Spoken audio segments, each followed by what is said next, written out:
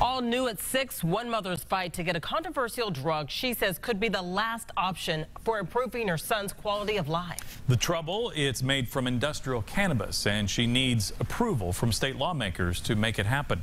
RTV 6 State House reporter Katie Hines is live for us to explain. Katie. Todd and Erica, CBD oil can be used either as a spray under the tongue or taken as a supplement. And I'm sorry, CBD oil is what it's called. It's not approved by the FDA, but more than a dozen states have legalized it, including nearby Kentucky. And one central Indiana mother hopes that she can take her plea to lawmakers and sway them to make it legal here in Indiana. Born at 26.5 weeks, weighing 2 pounds, 2 ounces, John Nelson is what his parents call a miracle baby. It's a title that holds true in his mother's eyes 17 years later. But we're going to get you some help.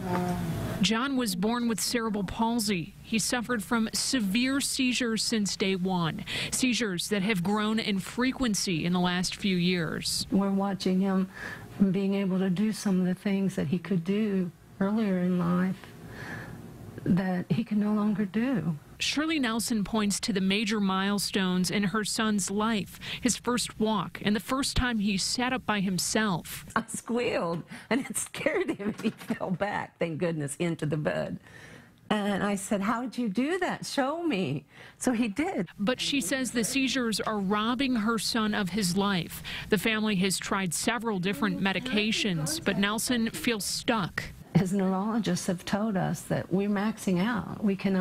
She cannot increase his medications because they're showing up in his liver as damaging. That's why she created this online petition to legalize CBD oil. She's hopeful it could offer her son relief while helping him to get off some of the medications.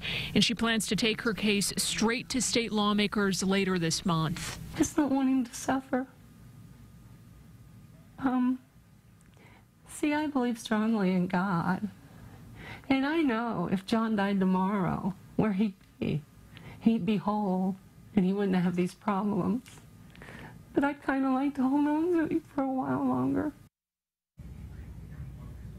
And a committee of lawmakers is scheduled to review this. Also, the use and production of industrial hemp. Exactly 2 weeks from today, we reached out to members of that committee. The folks that we heard back from said that they aren't prepared to make a statement or take a position on this yet.